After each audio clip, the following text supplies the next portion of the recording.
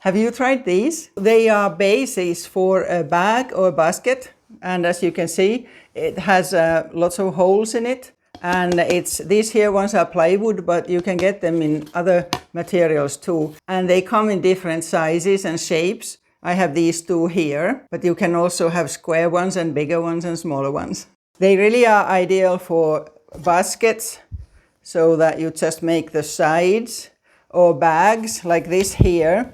What I'm planning to do with this here one is a bag that will be great as a project bag to take with me whenever I go somewhere. I quite often take small projects with me. So what we are going to do now is that first we look at the different kinds of yarns that you could use with these, and then I'm going to make a basket using this here one, and at least start a bag using this here one.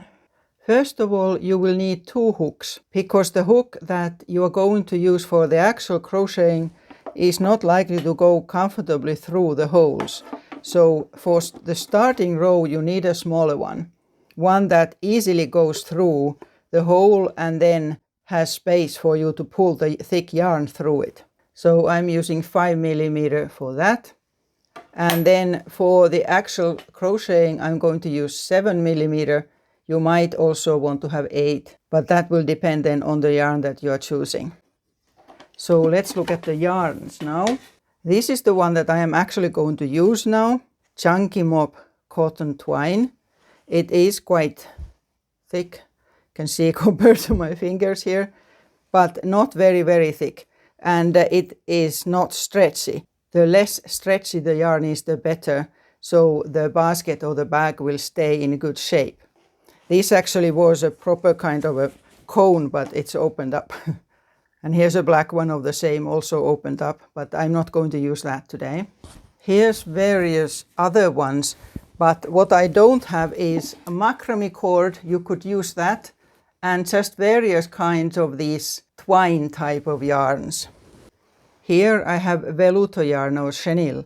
It doesn't stretch, but whether it's thick enough, I don't know. I'm going to actually try on a small piece, would probably have to double that. Then these here are something that people use a lot, ready-made that you buy, t-shirt yarn. But with them then, if you buy them, you need to check that it's not the super stretchy kind. Like this here one stretches already a lot, but this here stretches even a whole lot more, so that could not be used.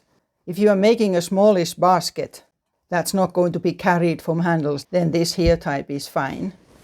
Then another kind you could use are various plumb line cord, masonry cords. Like these ones I have bought in a DIY store, building supply store. Also many hobby stores sell them. But this here would have to be going several times then. It's not nowhere near thick enough, so probably at least 3 times 2. Yeah, you would need to put it 3 times or use 3 different colors.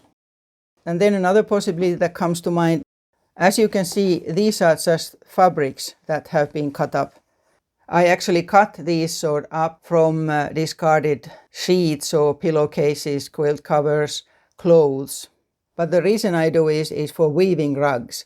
I weave on a floor loom at times, and many of the rugs that I have in my home have either been woven by myself or my mother.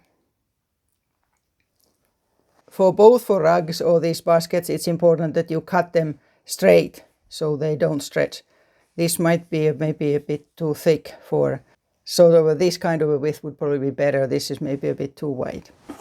While you are working on it, it's important that the sides will either go straight up or sort of rounded if you want that kind of a basket. And the roundness can be achieved either by increasing on the second round or using sort of over chunky yarn. But what you don't want is that they sort of start going inward slightly, so that the top of the basket, the round, is smaller than the base. And to make sure of that, it's worth first making a bit back and forth to see that the yarn you are using and the number of stitches you are using is correct. So we're starting with that. So I'm using this here cotton twine. I'm showing you the yarn label here. The bottom one of the texts is in English. This is Finnish yarn, but you can get similar ones elsewhere. And I'm starting with a smaller hook.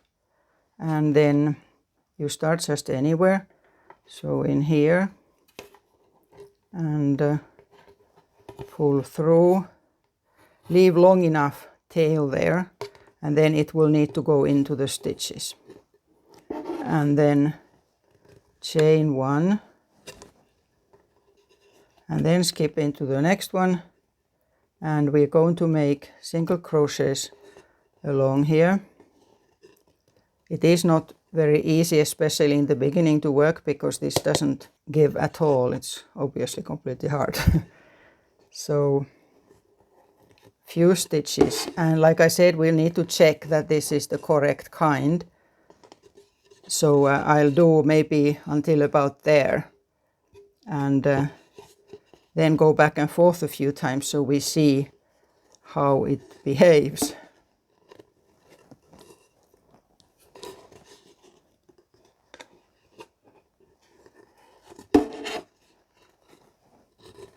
The place where I'm doing this is not ideal because I have the table underneath.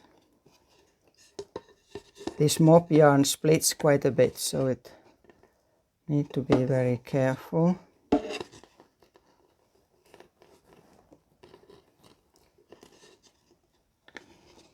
So I'll do a bit more. You just do it like this here.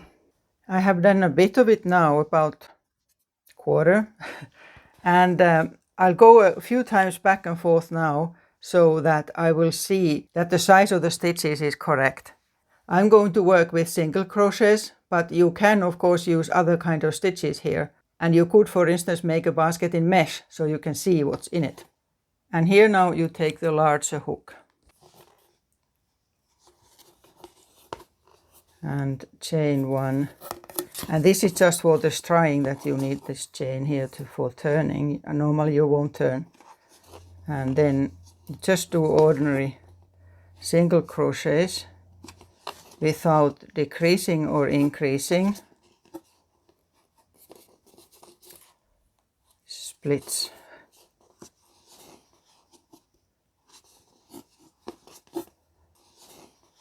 So go back and forth in single crochets, say 4 rounds, 4 rows, and then we see if the size is correct, so that the sides will go straight up and not start turning inwards.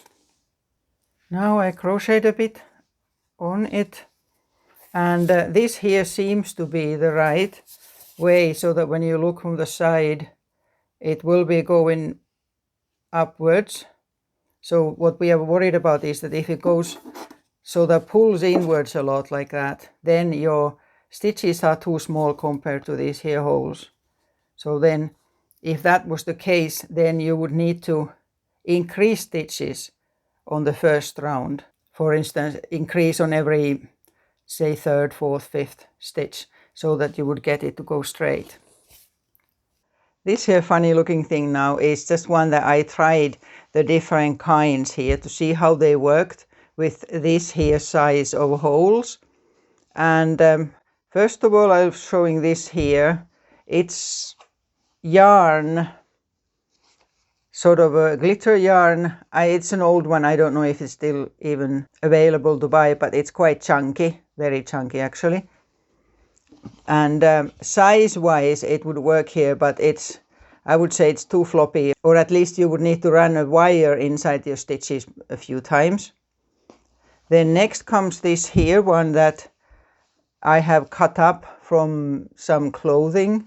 Looks like a blouse or something. That would work well. It's sturdy enough. It doesn't stretch very much. And since I'm planning to use this for a bag instead of a basket, which means that it will need to have handles, I think this way it would work. Then next comes this here, these masonry cords. You would need, I had 3 strands, but you would need more, 2 sort of floppy and thin. And yeah, I don't think I would use this. It's similar to macrame cord, and I would rather than use that. And then this here velluto, chenille.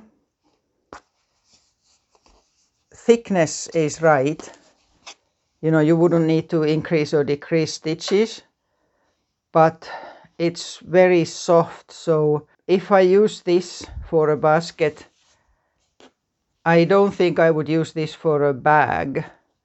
Well, it doesn't stretch too much. I might. For a basket also, if I did, I wouldn't make the basket very high. And I think I would definitely put a wire through the stitches in the last round if I was using this here. So this was just for trying them out. I'm going to rip them out now.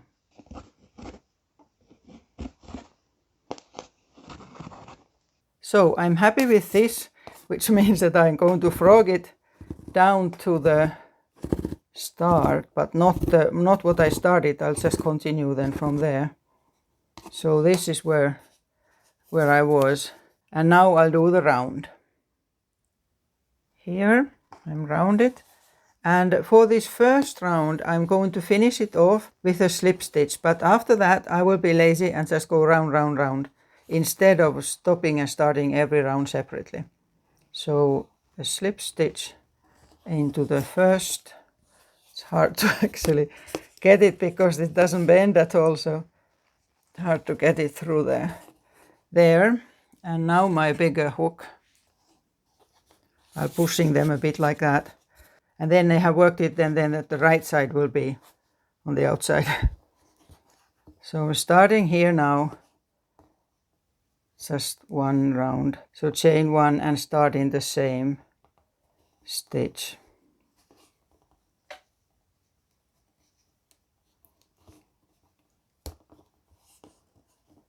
And so on. So I'm just now keeping going simply until the basket is high enough. And then when I'm finishing this here round, I'll go straight onto the next round. So here and there, but don't make a stitch into that there chain, but then into all the other ones. It actually gets easier the further up you get, because then you are not, this here board is not always in front of you. So just continue crocheting like this here.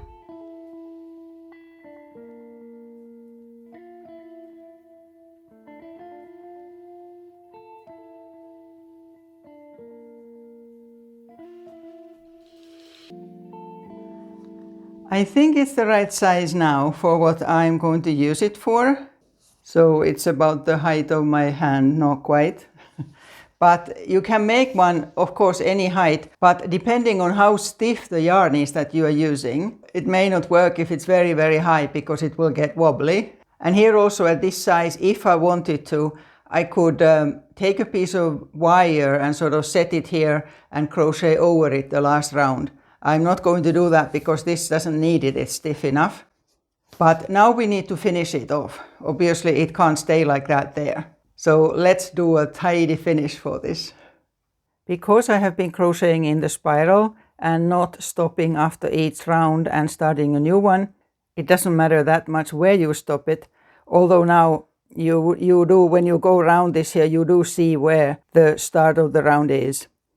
It sort of jumps like that there. So I am above that there. So we need to make this so that it doesn't have a sort of a sudden dent there. And to achieve that, what I'm going to do now, instead of more single crochets, I'll make a few slip stitches. So that will even it out.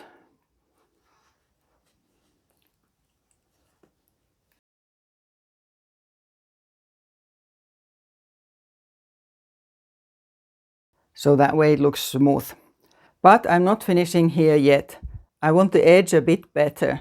And to achieve that in a very easy way, I'm going to do a round of slip stitches round it, but only going into the front loop, which means that then the stitch shows sort of sideways here, like this. So slip stitch in the front loop of every stitch. I'll do a few so then we see what it looks like. It's sort of a thick stuff, is not easy to work with here. So you see that it sort of creates not really a border, but it looks tidier like that there. So right round like that. So slip stitch and not too tight one. I'm stretching every stitch a little bit. Split again. So like that.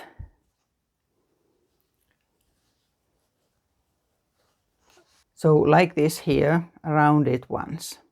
When you have gone right round, cut the yarn and just pull directly through without any extra stitches here, so that we can get it, finish it in such a way that it won't show. So what you do is, here's the last one, and then go under this next stitch and pull through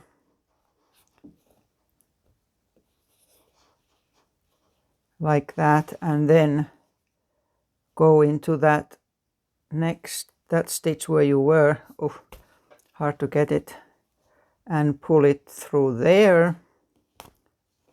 Let's see, did it go right? Yes. And then you need to get it in there, but you probably need to take the smaller hook that we were using in the beginning, just to get through these here.